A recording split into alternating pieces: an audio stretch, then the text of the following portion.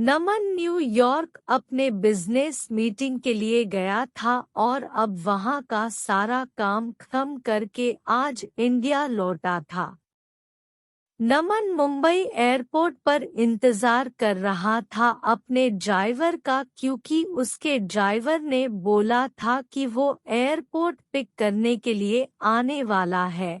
काफी टाइम हो गया था लेकिन वो नहीं आया और ना ही उसका कॉल लग रहा था। कुछ देर बाद नमन का फोन भी स्विच ऑफ हो गया क्योंकि चार्ज नहीं था। इंतजार करते करते बहुत टाइम हो गया था तो नमन ने सोचा कि वो टैक्सी से ही चला जाए। फिर वो अपना सारा सामान लेकर एयरपोर्ट से बाहर निकला और टैक्सी की राह देख रहा था कि कोई आए। तभी एक टैक्सी आते देख नमन उसे हाथ दिखाकर रोका और जैसे ही बैठने गया तो एक लड़की दूसरे साइड से टैक्सी में बैठ गई। नमन ने कहा कि ये टैक्सी उसने रोकी है, तो वो बोली तो क्या हुआ, बैठी तो मैं पहले ना, आप दूसरी टैक्सी ले लो।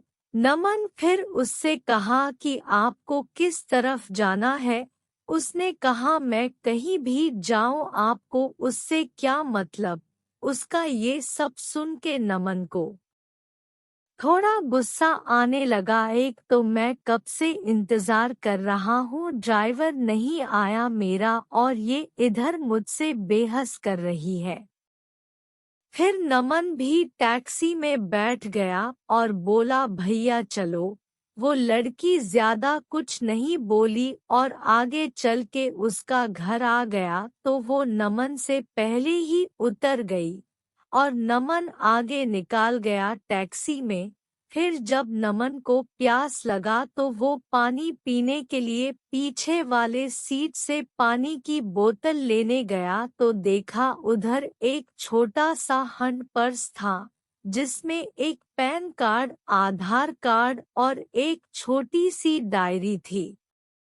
वो पर्स उस लड़की का था। नमन ने ड्राइवर को बोला कि देखो ये उस लड़की का पर्स इधर छूट गया है, तुम इससे पुलिस स्टेशन में जाके जमा कर देना। फिर वो ड्राइवर बोलने लगा कि नहीं साहब, मैं नहीं पढ़ना चाहता, ये पुलिस के चक्कर में वो 10 सवाल पूछते हैं, बार बार पुलिस स्टेशन बुलाते हैं। मैं ठहरा एक ड्राइवर, दिन भर गाड़ी चला के कुछ पैसे कमाता हूँ, अगर पुलिस स्टेशन के ही चक्कर काटते रह गया तो खाऊंगा क्या।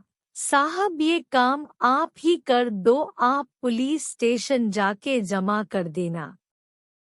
फिर नमन ने सोचा ठीक है, मैं एक जिम्मेदार नागरिक होने के कारण ये तो कर ही सकता हूँ। और फिर नमन का घर आ गया। नमन ड्राइवर को उसका भाड़ा देकर उतर गया। नमन के घर में नमन अलावा उसके मम्मी पापा रहते हैं। नमन उनसे मिला, उनका हाल चाल लिया और पूछा कि ड्राइवर आया क्यों नहीं एयरपोर्ट पर मुझे लेने। तो माँ ने बताया कि रास्ते में गाड़ी खराब हो गई तो उसने तुम्हें कॉल किया लेकिन तुम्हारा फोन ऑफ था, तो उसने घर पर कॉल करके बताया कि वो गाड़ी ठीक करवाने के लिए जा रहा है। नमन ने कहा ठीक है और अपने कमरे में चला गया आराम करने।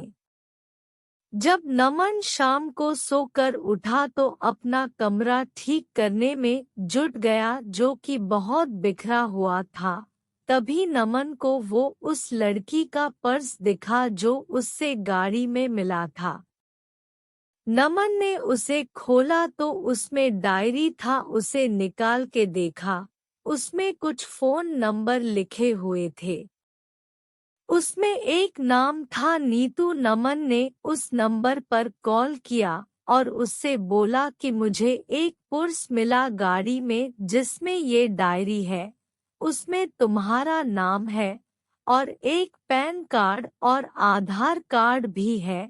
उसने पूछा कि आधार कार्ड पर नाम क्या है। नमन आधार कार्ड पर देखा और बोला अनीशा।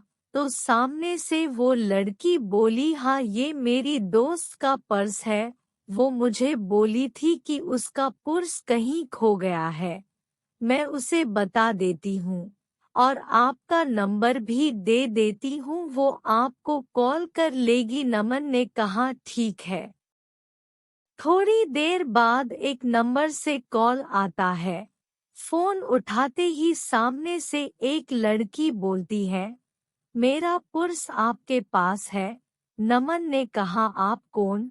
तो वो बोली वही जिसका पर्स आपके पास है, जिसमें मेरा कुछ बहुत जरूरी सामान है।